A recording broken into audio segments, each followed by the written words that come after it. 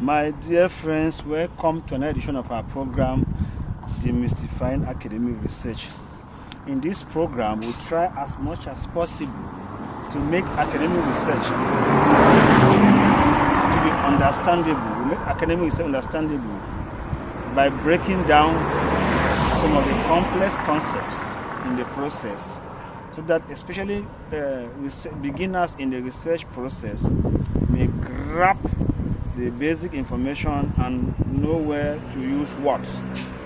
Thank you very much, dear friends, to be there, and we are glad each time we have you there with us. For the returning subscriber, we are so grateful because you are so a wonderful part of this journey, and we hope that we'll keep on being together. Please remember to put on the notification button if you are not yet done so. I believe you are already subscribed, and please also be encouraged to help encourage others to equally subscribe. Of course, if you are a new person and coming for the first time, we are glad to have you in our midst. Please, thank you very much for being here. If you are interested in academic research, you are at the right place.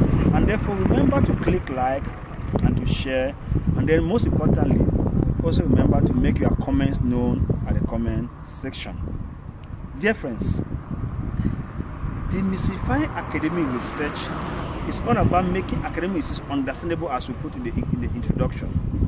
Now, we have been talking about the issue of research skills, and we already started discussing about it. We have defined research skills. We have looked at the process.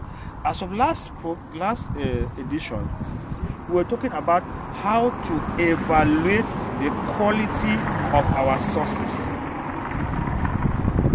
Remember, let me just quickly say as a recap, we said that to evaluate the quality of our sources, there are four main sub-questions to answer that will help us to have answered the main question, which is how to evaluate the quality of our sources. The first sub-question was, is it accurate? I mean, that source. The second one was, who is the author? The third one, as of last program, was, when was the source lastly updated? And the last sub-question was, how relevant is this source to your topic? By answering these four sub-questions, we will answer the main question, which is how to evaluate the quality of our source. If you are interested in some of these questions, then remember to check the edition of last week and you will get a response there. Today was meant for, we agreed last program that today we are going to talk on the idea or the question, how do we search for the relevant information that we need for our project? Searching is our topic for today. And therefore, dear friends, there are too many methods to be used to search for materials as far as academic research is concerned. Today I've chosen one that I feel that is so important and contemporary. It is called the Boolean logic. B-O-O-L-E-A-N, logic. The Boolean logic is a concept that makes use of three familiar words that we know about. It makes use of the following words: and, or, and then not. So, and, or, not. And, A-N-D, or, O-R-O, and then not, N-O-T. How does this work? That may be a question in your mind. I'll explain that deeply here.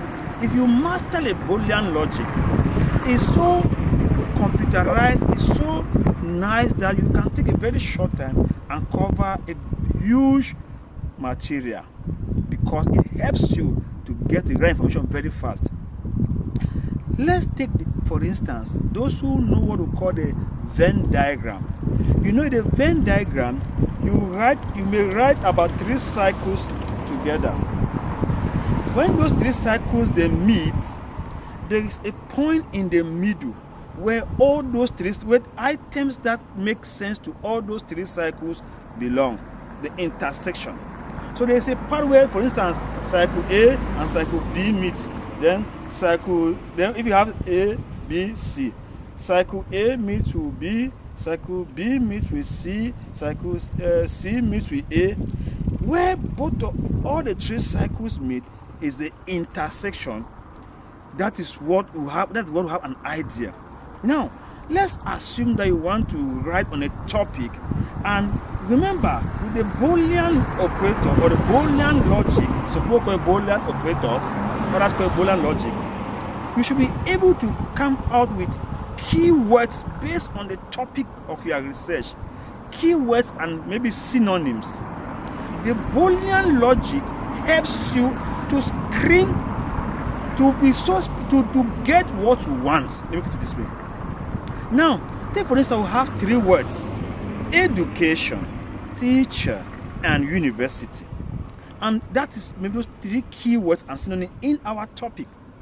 Now, we talk about the Venn diagram, and there are three cycles. Let's say cycle A is education, cycle B is teacher, and cycle C is university. Of course, there is information that belongs to A and B. There's teacher and education and teacher in the Venn diagram. Also, there's information that belongs to teacher and university in the Venn diagram. There's another one that belongs to university and education again on the Venn diagram. But there's one that belongs to all the three cycles, to teacher, to education, and to university. Having that picture in our mind, let me not put it now in the way to understand the Boolean logic. In the Boolean logic, we use, as I said before, we use and, or, and not. Now you want to search, perhaps you only want information that you want to get specific information. So now what do you use? You use and. So when you use and for the three words, so it will be words that make meaning to education, teacher, and university. In the Venn diagram, the words that fall in the middle. So in the computer will do the job for you by screening every other word, and then use only word and synonym that belongs to education, teacher, and university. That's the middle, the intersection, the middle part of the three subsets. Get it? In the Venn diagram. So when you say and, so information that can with the one that belongs to teacher, education, and university. Now, you may choose now to say or. When you choose now to say or, guess what? Do you know what will come? I can see you thinking. What you have as a result will be words that make meaning to all. It widens the scope. So if you were to shade the Venn diagram, you will shade the whole of education, you will shade the whole of teacher, and shade the whole of I think university, because education, university and teacher. So it widens your search, so every other area is shaded. It's not only the middle that was intersection that was specific, because and is only specific. That means intersection. I pray that is understandable to some of us. Now, if you use the word or, for instance, you say education or teacher. So not, but not university. So the search will give you information that concerns only education and teacher, but not university. And vice versa. You may say university, education, but not university education, but not maybe teacher. That's the one that will also be seen to you. In other words, when you use but not, the one that you say not, information concerning it will not appear. I'm glad that you are there, my dear friends, and you are followed, and I pray that you are going to follow and understand. Where you have difficulty or when you have the challenges, please drop your comments at the comment section. We'll be glad to share with you more of our information. Let me just be specific to say that in the Boolean logic, and only helps your search to be more specific, or makes your search to be widened because every other thing will come up, and then not exclude of particular information. So alternatives are not recorded. We are glad that you are there, my dear friends. Please remember to click like and share and make a comment in the comment section. Also drop a friend, connect a friend to the channel, to the YouTube channel, so we can share together. Our next program will be working on notes taking. How do we take notes as we do our searching? Notes taking is also part of research skills. If you don't have the right notes, no matter how you have searched, you might record the wrong things.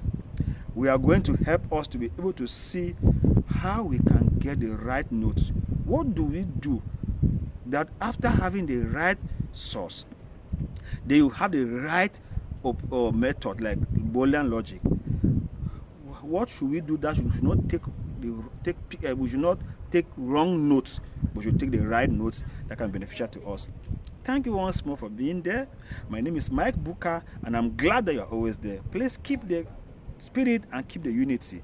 Until then, stay safe and see you next. We'll be talking about searching.